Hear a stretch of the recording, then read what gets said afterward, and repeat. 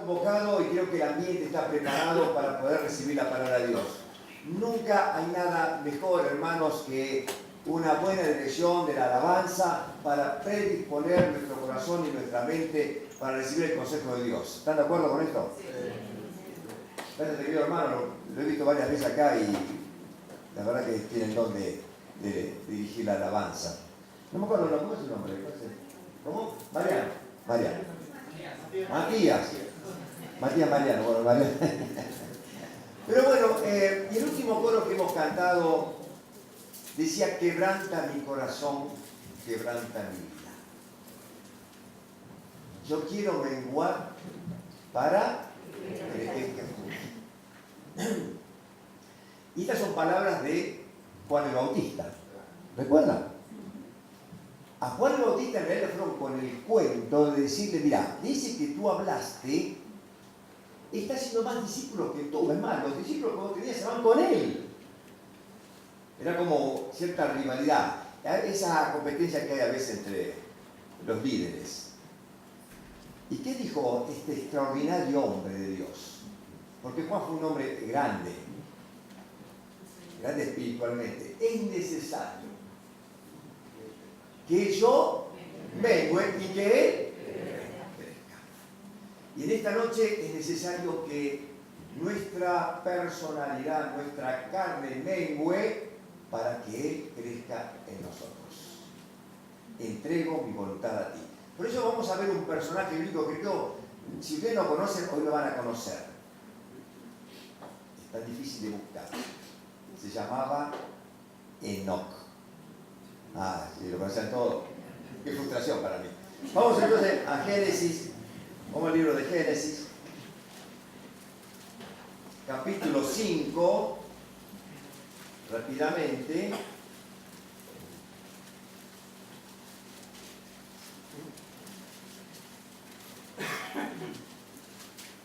Versículo 21 al 24.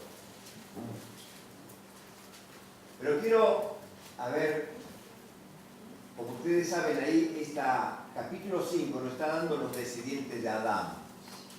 Cuando usted comienza a leer uno por uno, versículo por versículo, dice que fulano nació, vivió tantos años, tuvo hijos, tuvo hijas, vivió una cantidad de años y murió. Versículo 1, versículo 2, hasta que llegamos a este versículo. Porque cuando hablamos de las genealogías, la verdad que es medio aburrido, ¿no es cierto? No es que a veces nos pase genealogía, vamos a pasar algo más consistente. Pero que hay algo, hermano, que a veces cuando pasamos por alto esta parte, nos perdemos eso tan importante que nos dice la Biblia. Y el capítulo 5, versículo 21 dice: vivió Enoc 65 años y engendró a Matusalén.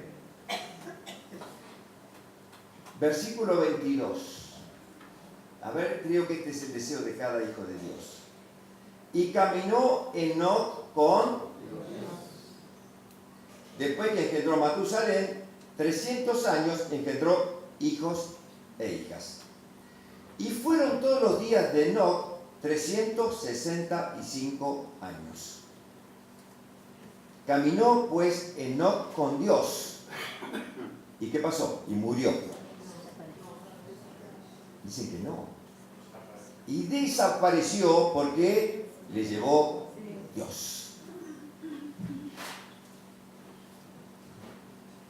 No sé si tendrá que ver o no, pero dice que uno de los hijos de Enoc se llamó como Matusalén. Usted pregunta por la calle: ¿usted sabe quién fue Matusalén? Puede ser que no sepa ni quién fue el padre ni quién fue el abuelo, pero dice que fue el hombre más longevo. ¿Cuántos años vivió? 969 años. Y hermano, no sé si tiene que ver o no, pero vieron que hay el quinto punto de la ley que dice: honra a tu padre y a tu madre para que seas de larga vida. Y puede ser que Matusalén haya honrado a su padre, pero honró a su padre porque Enoc tuvo una conducta distinta.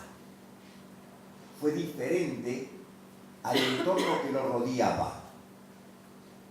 Es más, cuando uno va al libro de Mateo, el Señor va a enseñar sobre la oración, pero antes de comenzar con la oración dice, ustedes no sean como ellos. No sean como ellos.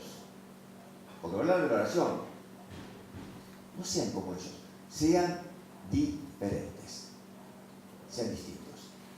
Y el impacto que produjo Enoc trascendió siglos y siglos de historia de la humanidad. Y hoy podemos todavía seguir hablando y tener como ejemplo a un hombre como Enoc.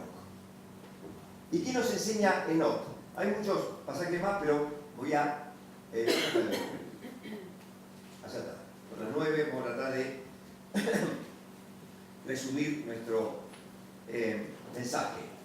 Enoc, por lo tanto, entonces ilustra una fe no fragmentada. ¿Qué dice? Cuando uno corta, dice, esta área la vivo de esta forma, esta área la vivo de otra forma. No fue el caso de Enoc, sino que su vida fue bien integrada en el cotidiano vivir.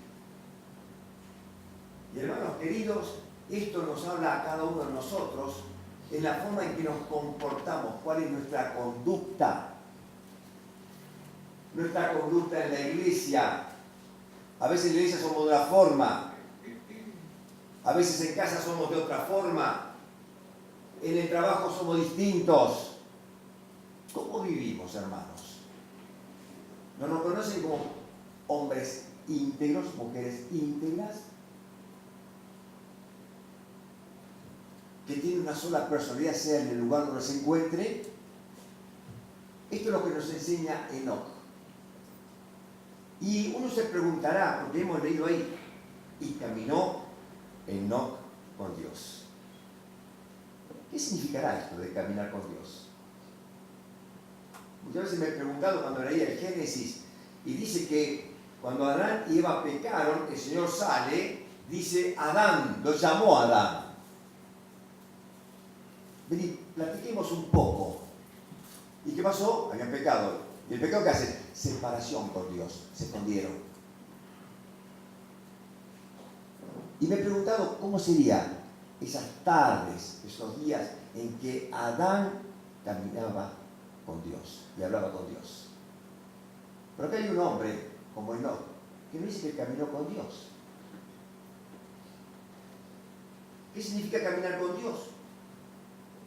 El pasaje que hemos leído indica que no caminó con Dios. Además, en tan solo 2 versículos, como ustedes lo han leído junto conmigo, se nos indica 2 veces la misma expresión. Por lo tanto, tenemos que prestar atención a esta expresión que muestra la palabra de Dios. Caminó con Dios. De Noé también dice lo mismo. Usted lea la Biblia, va a decir que no, dice Noé, ¿qué dice? Caminó con Dios. Y la persona que camina con Dios muchas veces es ridiculizada por este mundo. ¿No es cierto? Queridos jóvenes, miren, yo también he sido joven y se han burlado de mí. Porque interrumpía un partido, me gustaba mucho para el fútbol también, y decía, pará, no te vayas, quédate, te necesitamos, no, tengo la reunión. Recuerdo que una oportunidad un joven me dijo, joven como yo, y dice, dale, no, tengo reunión ahora. Ah, te vas a la iglesia, te vas a llorar a la iglesia, me dijo. Mire, hermanos, yo no era para el erudito ese homenaje, querido. No, con todo temor y ridiculizado como me querían ridiculizar. Yo decía, querido, vos no sabés lo que es la iglesia. En la iglesia no vamos a llorar. Fueron palabras que me dio el Señor. En la iglesia vamos para alabar a Dios. Y se quedó y no siguió con su burla, se detuvo ahí. Ahora, hermanos queridos, nos damos cuenta que nos encontramos ante algo extremadamente importante y significativo en este pasaje. En la Biblia, caminar con Dios, salvo que el contexto indique lo contrario, significa como una analogía de la vida cotidiana. Significa del estilo de vida de cada persona. quiere hablar del diario vivir, de cada día. Dice que después de Enoc que tuvo a su hijo Matusalén, ¿cuántos años vivió? 365 años. No sé si fue puesto adrede o qué. ¿Cuántos días tiene el año? 365. O sea que podríamos tomarlo para nosotros que cada día debemos vivir con Dios, caminar con Él. Ante esta realidad tenemos que hablar de que debe haber un punto de partida, un encuentro. Y para nosotros, hermanos queridos, el punto de partida, el encuentro fue en la cruz. Y desde la cuna de nuestro segundo nacimiento hasta la otra orilla donde dejaremos nuestra armadura, Dios tiene un propósito para cada uno de nosotros, ¿o no? Nos ha pedido la oración por enfermos, nos ha pedido oración por las actividades de las iglesias, nos ha pedido oración que fomentemos el Evangelio. Dios nos tiene con un propósito. Y para hacerlo, hermanos, debemos ser diferentes. Diferentes de esta sociedad. Una sociedad donde está aquel que es el vivo, ¿no? Que a él le pasa, transgrede toda la ley y todo le sale bien. Pero como hijo de Dios debemos vivir la vida recta, la vida que nos marca el Señor. Porque alguien dijo en oración, porque Él nos dejó ejemplo, ¿para qué? Sigamos sus pisadas. Una ciudad como la nuestra, no va a creer que era más fácil que... Algunos dicen, todo tiempo pasado fue mejor. Mire, hermano, eso es una mentira. Y se van agravando las cosas, que un montón de cosas las conocemos en un instante porque tenemos información de todo el mundo, es una realidad. Pero no crean que antes fue mejor. ¿Usted quiere vivir como cristiano en el medievo? Estudie la historia de la iglesia, a ver lo que era vivir como cristiano. Muchos de ellos murieron en la hoguera, muchos en la horca. Sus bienes fueron decomisados, quedaron en la miseria y perseguidos por ser cristianos. ¿Todo tiempo pasado fue mejor? Reconsideremos y reformulemos esto. El profeta de la antigüedad dice, el ser de la antigüedad dice, no digas que todo tiempo pasado fue mejor. Pero este es el tiempo que nos toca vivir, hermanos. Y este es el tiempo que tenemos que vivir para Dios. Jorge decía cuando había la reunión, que estamos aquí y qué mejor inversión. La mejor inversión que podemos hacer es poner nuestra vida al servicio de Dios. Y cuando decimos la vida al servicio de Dios, no es estar todo el día en la iglesia, no significa eso. Significa vivir nuestra vida como cristianos en todo lugar. Estar en nuestro trabajo es un servicio para Dios. ¿Sabían eso? Porque no podemos poner en compartimentos estancos una vida sí, una vida no. Demuestra que eres un buen trabajador, como decía Jorge. Jorge dijo que el primer trabajador que fue, bueno, yo pensé que era otro. ¿No? El justicialismo que decía. Que Perón era el primer trabajador, ¿no? El Señor dijo, yo hasta ahora trabajo y mi padre también trabaja. No había descanso para él.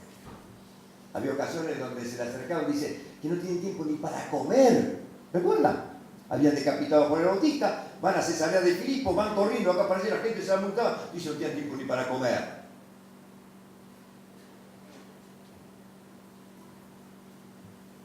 Ahora, hermanos, nuestra vida comienza en la cruz. Y hay una nueva naturaleza en nosotros. Debemos crucificar la carne.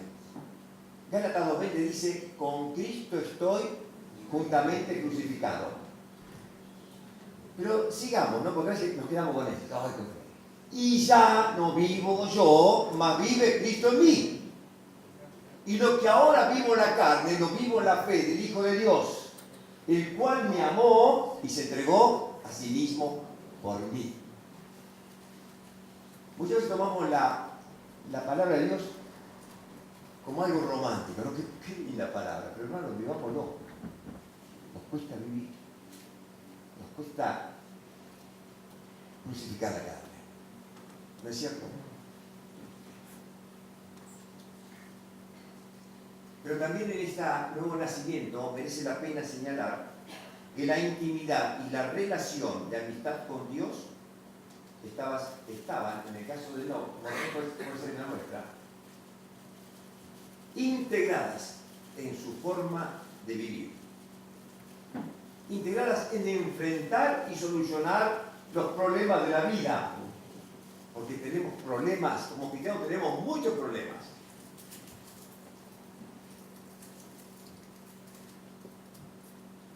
La vida que el Señor nos da es una vida nueva, renovada, distinta. Por lo tanto, hermanos, tenemos una fe, y nuestra fe no puede estar fragmentada. No puede decir, esto creo Dios y en esto, bueno, la solución está de parte mía. La sociedad dice, mire, en la iglesia créanme en Dios. Escuchen todo, está bien, estamos en un país democrático, tienen libertad para hacerlo. Pero ahora están en el trabajo, chicos, las cosas son distintas, ¿eh? ¿Cómo actuamos? ¿Cómo vivimos? Es cierto que hay presiones. Y usted pensará, decir, pero si no cumplo con esto, pueden echarme el trabajo. Es una presión seria. Estamos viviendo con dificultades para el trabajo hoy. No se abren empresas, ¿sabe? La nación, no hay inversiones. No hay fábricas, no hay empresas que tomen personal. Entonces un puesto de trabajo uno lo tiene que cuidar de la mejor forma. Y si te dice que tienes que mentir, ¿qué haces? Si tu jefe te dice, mira, decile que no estoy, porque viene un proveedor a cobrar, ¿qué hacemos? Hermano, yo tuve que luchar con este dilema también, como quizá cada uno de ustedes. Y a veces había que entregar cosas y le decía a mi jefe, mira, me está llamando fulano y no llegamos. Bueno, decirle que se rompió el camión, que no llegamos, etcétera, etcétera. Digo, disculpame, pero yo no voy a mentir, esa es la verdad. No llegamos con la entrega. No, déjame que hablo yo. Y ya hablaba él, decía cualquier cosa. Entonces le dije, no me pidas que mienta. Bueno, está bien, dice. Voy a hacer las demás cosas y mentir minto yo, me dice. Pero en realidad, hermano, no es una situación cómoda, ¿no? No es cómoda. Pero tiene que ver nuestra integridad, que somos distintos. Pues yo me acostumbro a mentir, y tiene que tener temor de que le mienta a él, o no es así. El mentiroso le mienta a cualquiera.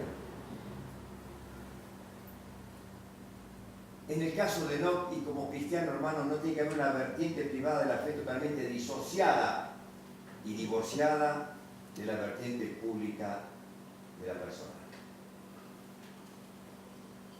Como dije al principio, Enoc simplemente era íntegro. ¿Y saben qué es íntegro? De una sola pieza.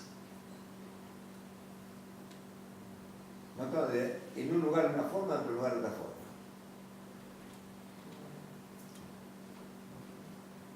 Tengo muchos clientes en La Plata y voy a visitar algunos de ellos. Y mencioné a un cliente mío que es cristiano, va acá a la iglesia del Encuentro, ahí en la Avenida de La Plata, creo que el Encuentro, ¿no? ¿Puede ser?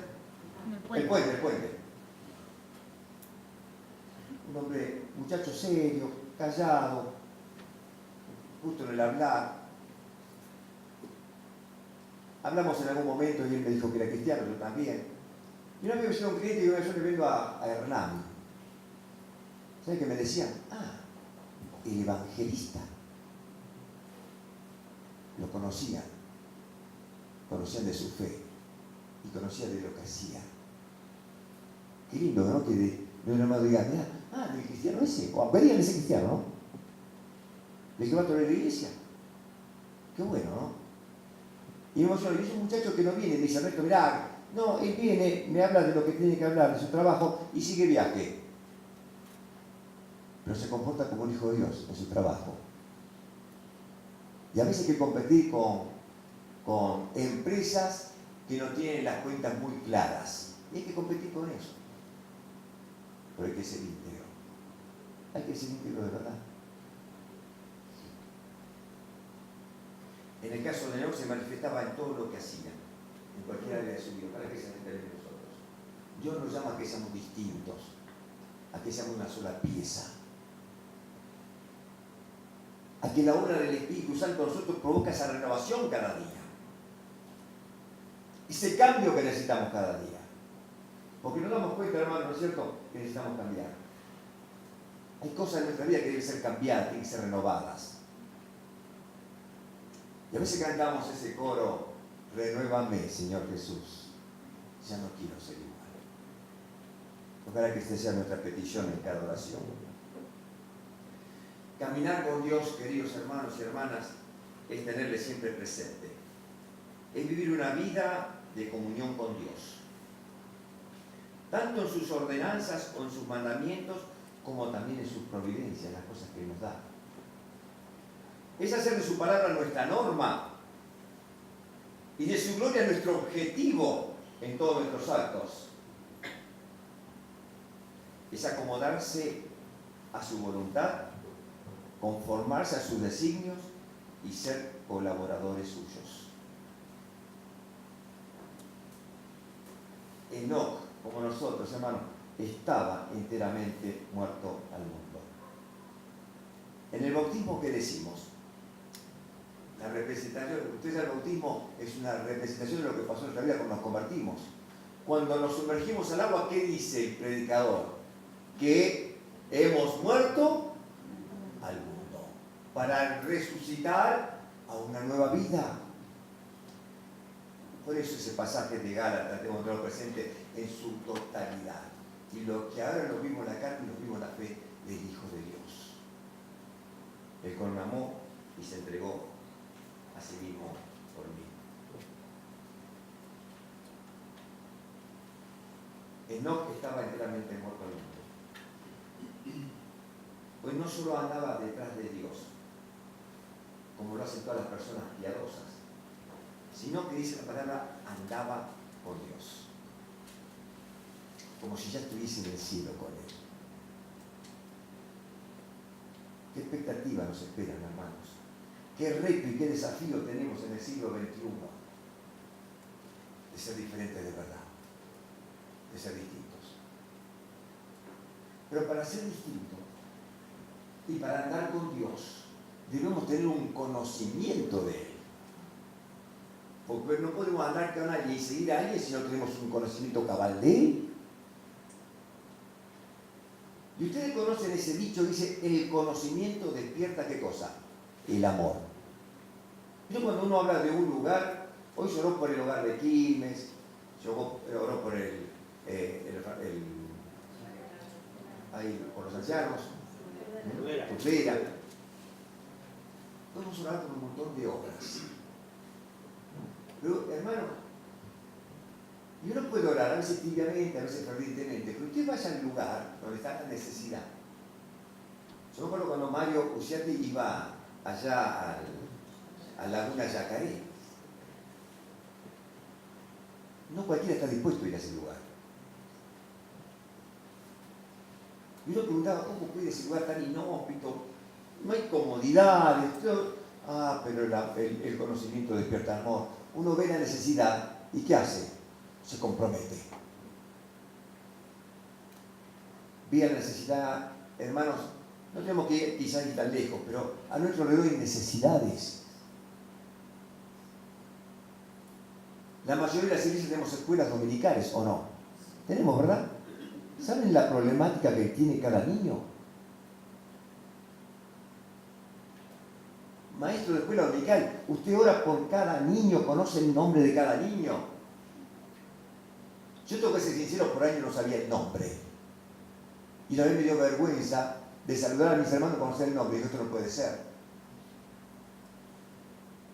¿A usted le gustaría que yo vea a cualquier hermano, a Jorge, y le diga, ay, ¿cómo era tu nombre? Lo veo 17 veces. No, estoy en un trabajo. ¿Y eso qué hace? Acerca la relación. En Semana Santa un niño de 10 años tomó decisión por Cristo, Lautaro. Cuando terminé la reunión hablé con él, digo, ¿qué te pasa, Lautaro? ¿Qué sentiste? Y me pasan cosas. Un chico, usted tiene que verlo, fíjese, casi me hace llorar. Mira que soy duro, pero sí, me emocionó. ¿Qué te pasa? Me contó algunos problemas del hogar. Y que vio una vez cuando su papá quiso matar a su hermano con un cuchillo. Dice que eso porque dijo que pasó un diablo. Digo, ¿qué te pasó? Dijo, mi papá quiso matar a mi hermano. Y se puso a llorar, y se pone. Pero decidió seguir a Cristo. 10 años, 10 años. Se lo comenté a unos hermanos, porque me emocionó. Y los hermanos van, se acercan y dicen, hola, Lautaro, ¿cómo te va? ¿Cómo sabe mi nombre? Eso lo impactó. Es impactante, aunque es una pavada, parece una pavada, ¿no? Pero es importante. Sí, te conocemos y queremos alentarte. Seamos diferentes de verdad. Comprometámonos con la tarea que Jesús nos ha dado. Debemos conocer a este Dios del cual estamos hablando. El Señor está hablando a los judíos, y le dice estas palabras, porque ¿cómo podemos conocer a Dios? ¿Cómo podemos orar en la voluntad de Dios si no conocemos quién es Dios o cuál es su voluntad? Y la voluntad de Dios la conocemos ¿dónde? En las Escrituras. Y una oportunidad después de haber hecho un milagro, el Señor Jesús le está hablando a los judíos, y Él le dice esta palabra, San Juan 5:39, escudriñad las Escrituras, porque a vosotros os parece que en ellas tenéis la vida eterna. Y ellas son las que dan testimonio de mí. 3 minutos más y termino. Importante, queridos, es agarrar este libro y tener tiempo para leerlo. Yo le quiero decir, no soy un gran lector, me cuesta y me cansa. Usted, no sé si a usted le pasa lo mismo. Me cansa. A veces, como hablé una vez con la abogada de la empresa, digo, mirá, él me hablaba de los libros que tenía, y digo, yo también compro muchos libros, pero a veces lo tomo como un libro de consulta. Veo el índice, veo de qué habla, voy ahí y busco, no leo el libro completo, me cuesta leerlo muchas veces. Y él me decía, yo hago lo mismo, pero él es su profesión. Compro el libro para consultar algunos párrafos y lo tengo guardado en mi biblioteca. Pero conozco un joven que cuando compro un libro me nombra lo que dice acá abajo en la tapa y cómo termina al final. Tiene la capacidad de leerlo de punta a punta. Es un gran lector. ¿Y cómo hace? ¿Cómo hace? ¿Sabe cómo hace? Comenzando a leer. Es como cuando usted quiere hacer un ejercicio. Si usted quiere comenzar a hacer ejercicio, no puede hacer comerse el gimnasio en un día. Un poquitito, y va agregando, hasta que después se hace un hábito maravilloso. Yo me acuerdo que una vez José Carbonell daba este consejo, decía, usted lea la Biblia a la mañana solamente 10 minutos por día. Digo, José, eso es muy poco. Es decir, lo decía yo, no es que le decía a José eso, yo le decía, contestaba mentalmente. Pero como lo evidente no podía leer lo que yo decía. Miré este fin de semana un video cortito de un chico que tenía algunos problemas, la mamá después se ocupó de él y vio los progresos que tuvo. La mamá dijo, basta de televisión, va a ser a la biblioteca. El chico fue un hábito lector. De ser un pésimo alumno fue condecorado como el mejor alumno. Porque fue motivado a hacer esto. Qué lindo, hermano, a veces no nos animamos, ¿no? A decir, hola, ¿cómo te va? ¿No? Bien, ¿no? Bien. ¿Qué leíste hoy? ¿No? A veces no nos animamos a decir esto. ¿Viste la escritura? ¿Qué leíste? Que podemos desarrollar nuestro conocimiento de Él, de Dios. Hay otro ejemplo que vemos en Lucas 10:38 que hace referencia a María. ¿Se acuerdan de María?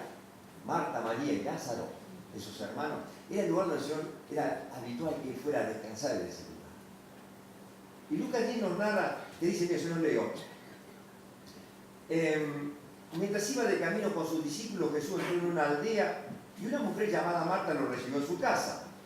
tenía ella una hermana llamada María que, sentada a los pies del Señor, escuchaba lo que Él decía. Era el tiempo para escuchar. Era el tiempo para ser instruido. Todos nos llevamos después de la razón de Marta de decir, Señor, estoy trabajando sola, me estoy matando y mi hermana está sentada acá. No está diciendo, deja de hacer aquella tarea, hay que hacer todo. Tomar el tiempo y ser disciplinado, mayordomía en el tiempo. O si vamos a estar como aquellos discípulos, bueno, mira, no puedo ayudar a mi papá porque esta ofrenda es para Corbán. Por lo tanto, no puedo ayudar a mi padre.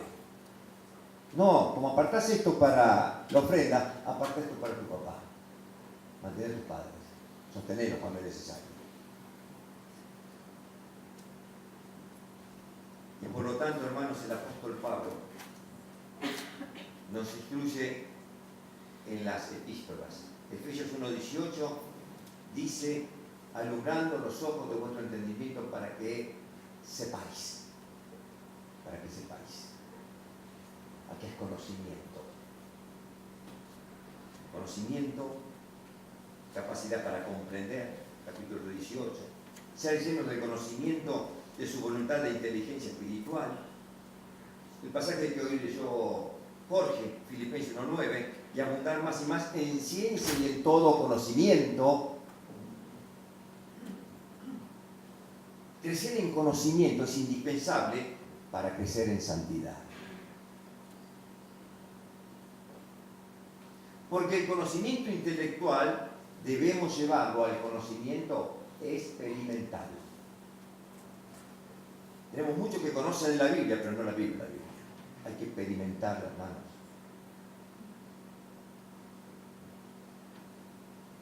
Pero Efesios 1:17 pone el énfasis en el conocimiento de Él, de Dios. De Dios mismo en forma personal. Es decir, que podamos saber verdades acerca de Él. Cómo es Dios. Cómo son sus atributos. No hay, queridos hermanos y hermanas, conocimiento más alto que el conocimiento de Dios mismo. Me gustan algunos programas donde el compromiso o el tema del programa es el conocimiento. A mí me sorprendió cuando este muchacho Iván de Pineda, Pineda, un muchacho que tiene un conocimiento impresionante, no sabía. Una cultura tremenda. Y a veces estaba ahí como jurado para... ¿Se acuerdan de ese programa que estaba con Sofovich? Yo me acuerdo ahora. No se caló, no se caló. Y uno se prende en eso, ¿no? Porque quiere aprender. Pero hay preguntas que son difíciles, uy, ¿esto cómo se hace? Y uno se sorprende de esto, pero cuando... Incluso Sofovich también tiene una cultura muy grande, un conocimiento tremendo. Cuando preguntaban algo acerca de la Biblia, yo le miraba a este muchacho, no sabe nada. Y hermano, que es necesario saber lo que la Biblia nos dice, porque es la palabra de Dios, y hablan de nuestro Señor Jesucristo, que tiene que ver también con nuestro andar. Debemos conocerle a Él. Hay un filósofo que dijo lo siguiente: la filosofía, tomando al hombre como su centro, dice, conócete a ti mismo. Solo la palabra inspirada de Dios ha sido capaz de decir, conoce a Dios. ¿Conocemos a Dios realmente, hermano?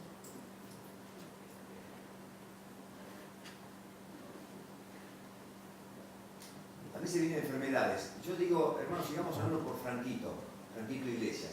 Saben que está internado.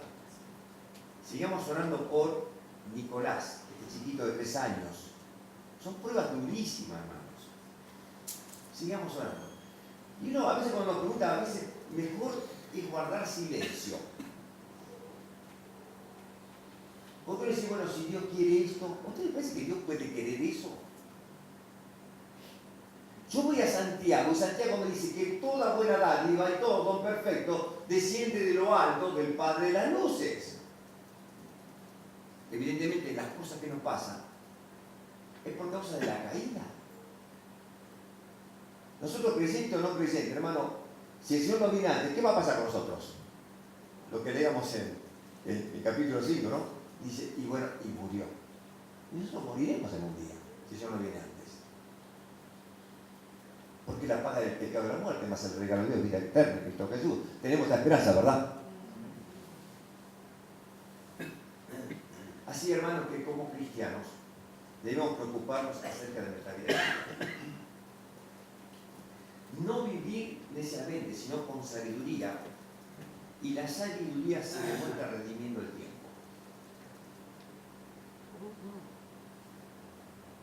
Los sabios son entendidos de cuál sea la voluntad de Dios. Y la voluntad de Dios para el pueblo de Dios, ¿dónde se encuentra? En la palabra de Dios.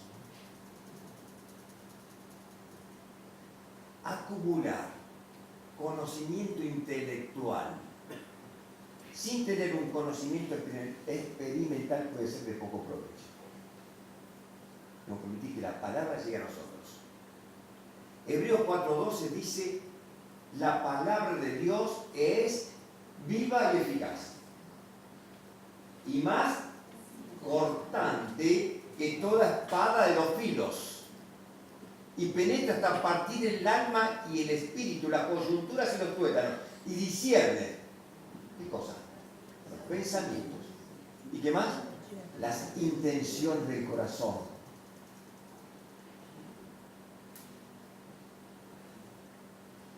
No por saber mucho, ser más espiritual. Nuestra máxima preocupación debe ser meditar la vida de Cristo. Es más importante ser santo que saber mucho. No por saber muchas cosas está más cerca de Dios.